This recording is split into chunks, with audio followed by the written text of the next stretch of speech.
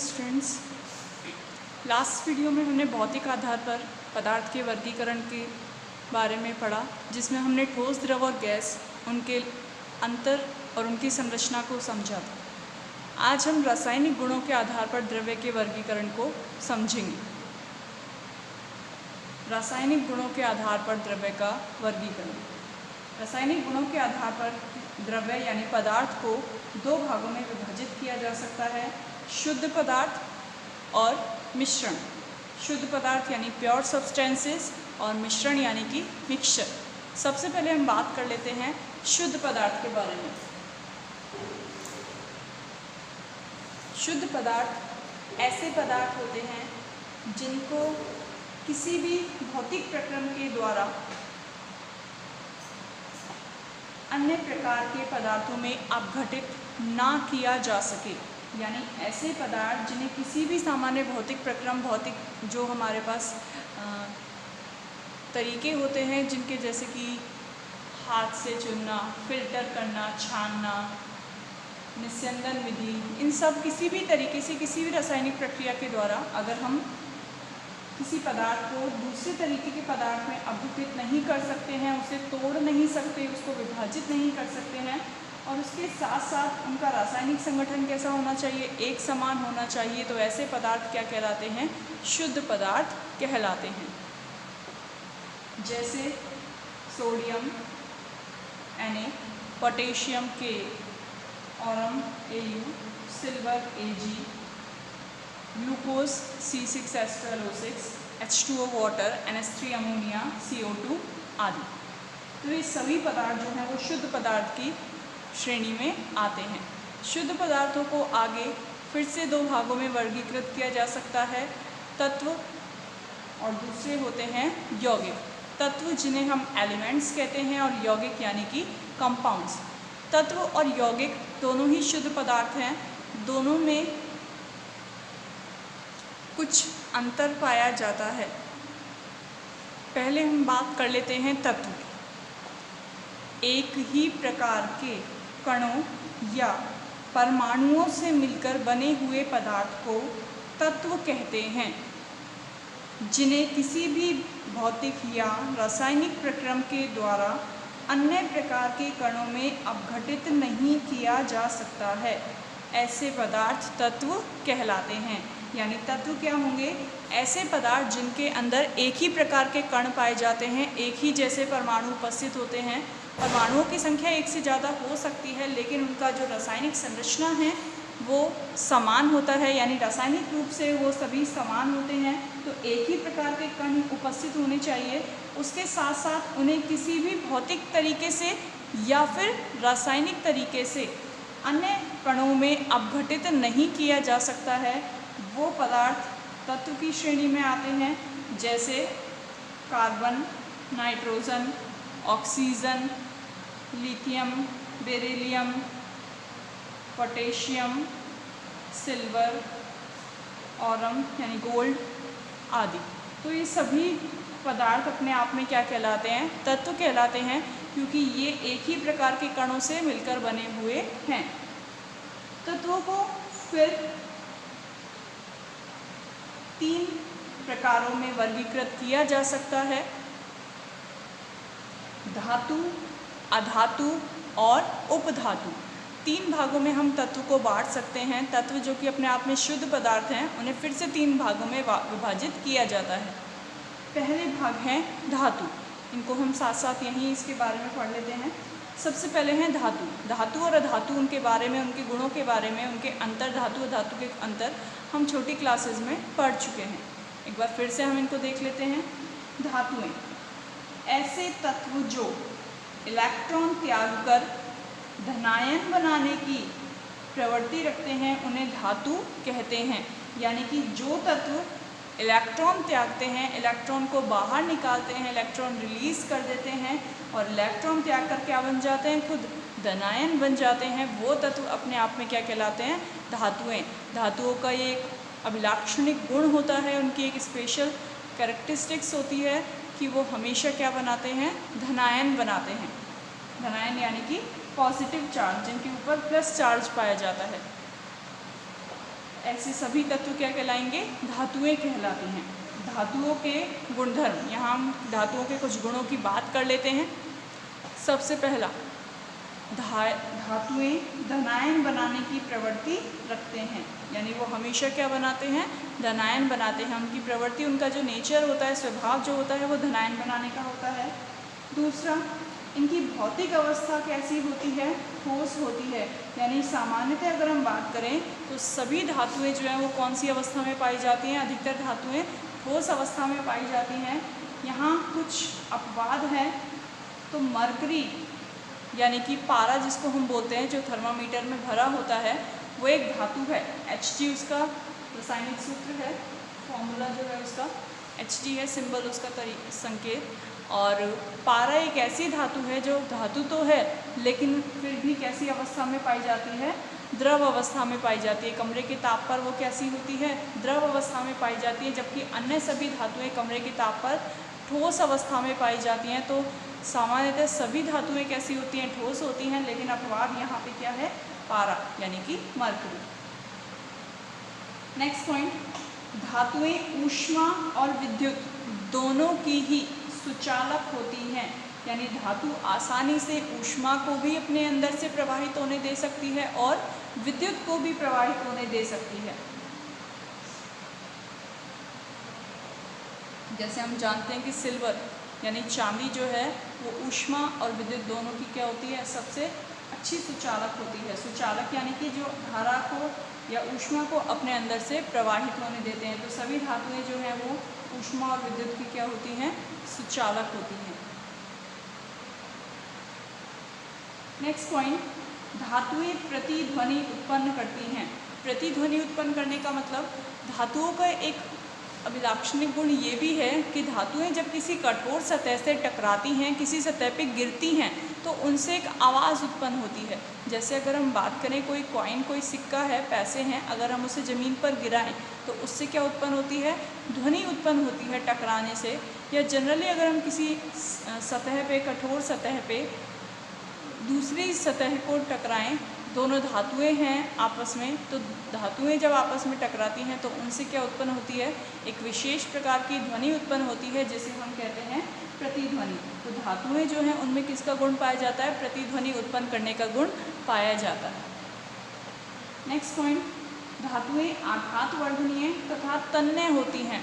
आघातवर्धनीय और तन्य। आघातवर्धनीय का मतलब, आघातवर्धनीयता एक गुण है जिस गुण को हम परिभाषा से समझते हैं। देखिए उसकी, वे धातुएं जिन्हें पीट कर पतली चादर के रूप में परिवर्तित किया जा सके, वो धातुएं आघातवर्धनीय धातुएं कहलाती हैं और उनके इस गुण को आघातवर्धनीयता कहा जाता है।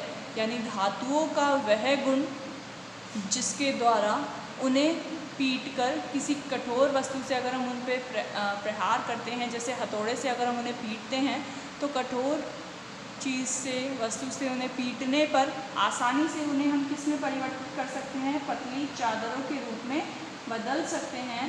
तो ये गुण जो है, धातुओं का जो गुण है जिसके द्वारा उन्हें पीटकर पतली चादर के रूप में बदला जा सकता है, उस गुण को कहा जाता है आघातवर्धनीयता। और वो धातु, वो जो पदार्थ है अपने आप में कैसे कहलाएंगे? आघातवर्धनीय। तो सभी धातुएं जो है वो कैसी होती हैं? आघातवर्धनीय होती हैं। यानी कि अगर उन पर चोट की जाए, प्रहार किया जाए, आघात किया जाए, तो वो आसानी से किस में बदल जाती हैं? पतली चादरों के रूप में परिवर्तित हो जाती हैं। उसी तरीके से दूसरा गुण है तन्यता। धातुएं तन्य भी होती हैं। तन्यता क्या होता है?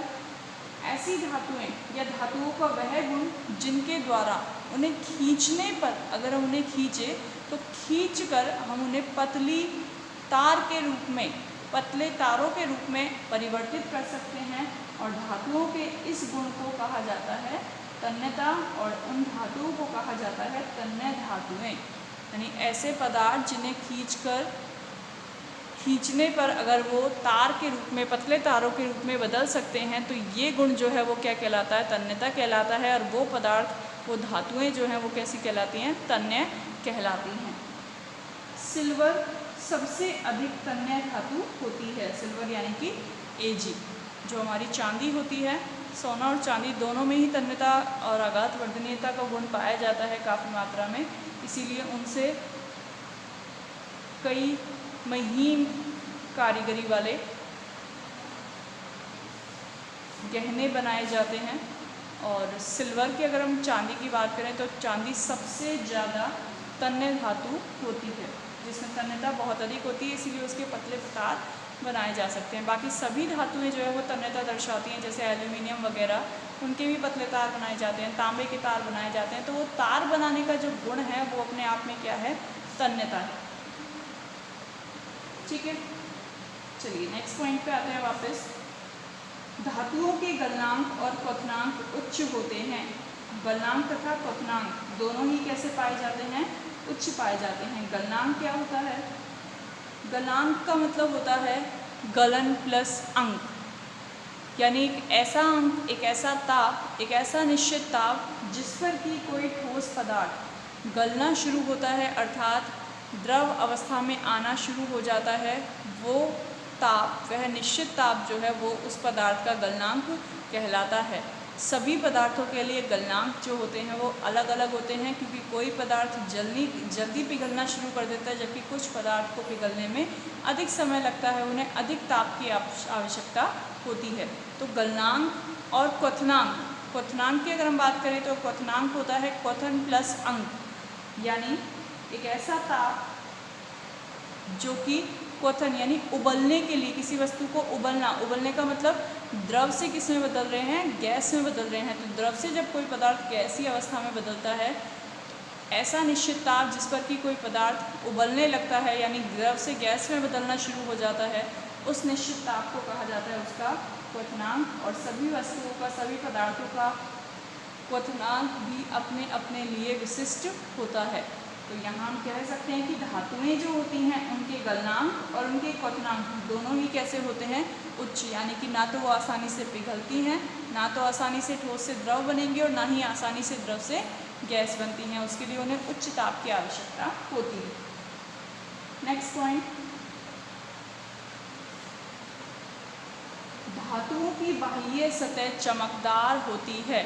धातुएं जो हैं वो ऊपर की सतह उनकी कैसी होती है, चमकीली सतह होती है, कठोर भी होती हैं, साथ ही साथ धातुएं जो होती हैं, और चमकदार सतह होती है, यानी उनकी सरफेस जो है वो बहुत ज़्यादा शाइनी होती है। तो ये हमारे पास हो गए धातुओं के गुणधर्म। इसी तरीके से हमारे पास अधातुओं के गुण हैं। देखिए, अधातुएं ऐसे तत्व जो इलेक्ट्रॉन ग्रहण करते हैं और इलेक्ट्रॉन ग्रहण करके क्या बनाते हैं, ऋणायन बनाते हैं, उन्हें अधातु कहते हैं। यानी कि जो तत्व इलेक्ट्रॉन ग्रहण करेगा वो ऋणायन बनाएगा, और ऋणायन बनाने वाले जो तत्व हैं वही तत्व क्या कहलाते हैं, अधातुएं। यानी कि जितने भी अधातुएं हैं वो सब क्या बनाती हैं, ऋणायन बनाती हैं। जैसे अगर हम बात करें फ्लोरीन, फ्लोरीन एक तत्व है जो कि अगर इलेक्ट्रॉन को, कहीं से भी एक इलेक्ट्रॉन को ग्रहण कर ले, एक्सेप्ट कर ले, तो इलेक्ट्रॉन ग्रहण करते ही, एक इलेक्ट्रॉन ग्रहण करते ही किस में बदल जाता है, Cl-1 में। और अब ये Cl-1 तत्व ना कहलाकर ये कहलाता है ऋणायन, क्योंकि इसके ऊपर कैसा आवेश आ चुका है, ऋण आवेश आ चुका है, माइनस आ चुका है, तो ये क्या कहलाएगा, ऋणायन कहलाएगा। और जितने भी तत्व या जो भी तत्व इलेक्ट्रॉन ग्रहण करके ऋणायन बनाते हैं वो तत्व किसकी श्रेणी में आते हैं, अधातुओं की। यानी कि ये जो क्लोरीन है ये एक प्रकार की अधातु है। तो हम यहाँ कह सकते हैं कि धातुएं जो होती हैं, जैसे अगर हम बात करें सोडियम एक धातु है, क्यों, क्योंकि सोडियम की जो प्रवृत्ति होती है इलेक्ट्रॉन रिलीज़ करने की होती है, यानी कि सोडियम से अगर इलेक्ट्रॉन बाहर निकाल दिया जाए तो ये किस में बदल जाएगा, Na+1 हो जाता है। एक इलेक्ट्रॉन को ये अपने आप से बाहर कर देता है, माइनस कर देता है, और इलेक्ट्रॉन हो जाता है अलग। ये एक इलेक्ट्रॉन रिलीज़ करके किस में कन्वर्ट हो जाएगा, धनायन में। तो धातुएं जो होती हैं उनकी प्रवृत्ति धनायन बनाने की होती है, जबकि अधातुएं जो हैं उनकी प्रवृत्ति ऋणायन बनाने की होती है। ठीक है। इसी तरीके से अगर हम यहाँ बात करें अधातुओं के गुणधर्म, अधातुएं जो हैं वो कौन सी भौतिक अवस्था में मिलेंगी? गैसीय। मोस्टली जो अधातुएं हैं वो सब क्या हैं? गैस अवस्था में पाई जाती है। यहाँ पे भी अपवाद है। बात करें अगर हम कार्बन की, तो कार्बन एक अधातु है लेकिन ये ठोस अवस्था में पाया जाता है। उसी तरीके से ब्रोमीन Br ये भी एक अधातु है लेकिन ये कमरे के ताप पर द्रव अवस्था में पाई जाती है। तो कार्बन और ब्रोमीन दोनों ही इसके अपवाद हैं। बाकी अन्य जितनी भी धातुएं हैं वो सब कैसी अवस्था में पाई जाती हैं? गैसीय अवस्था में। धातुएं ठोस होती हैं जबकि अधातुएं कैसी होती हैं? गैसीय अवस्था में पाई जाती हैं।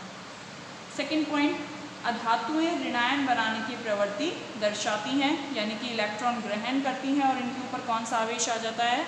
माइनस आवेश।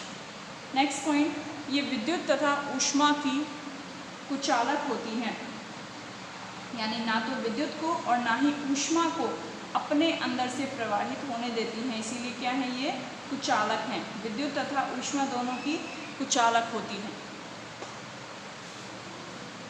नेक्स्ट पॉइंट, अधातुएं ना तो आघात वर्धनीय होती हैं और ना ही तन्य होती हैं, यानी कि अगर हम अधातुओं पे प्रहार करें किसी भारी वस्तु से तो ना तो हम उन्हें चादर में कन्वर्ट कर सकते हैं, चादर में बदल सकते हैं, और ना ही तारों के रूप में बदल सकते हैं, बल्कि अधातुएं जो होती हैं वो भंगुर प्रकृति की होती हैं, यानी अगर उन पे चोट की जाए, किसी भारी चीज़ से उन्हें प्रहार किया जाए, मारा जाए तो वो टूट जाती हैं, बिखर जाती हैं। जैसे कोयला, कोयला कार्बन का एक रूप है और कार्बन अपने आप में एक अधातु है।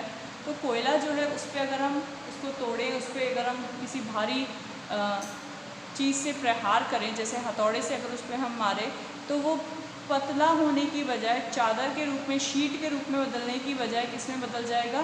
टुकड़ों में बदल जाता है, यानी कि वो पाउडर की फॉर्म में कन्वर्ट हो जाता है, उसके छोटे छोटे पार्ट्स हो जाते हैं, वो टूट जाता है। तो अधातुएं जो होती हैं वो ना तो आघात वर्धनीय होती हैं और ना ही क्या होती हैं? तन्य। ना आप उनसे चादर बना सकते हो पतली और ना ही उनसे पतले तार बनाए जा सकते हैं।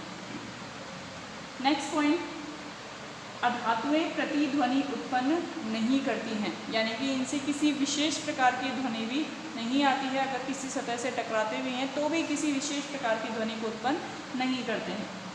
नेक्स्ट पॉइंट, इनकी बाह्य सतह चमकदार नहीं होती है। अधातुएं जो होती हैं वो चमकदार नहीं होती हैं, लेकिन यहाँ पर भी एक अपवाद है।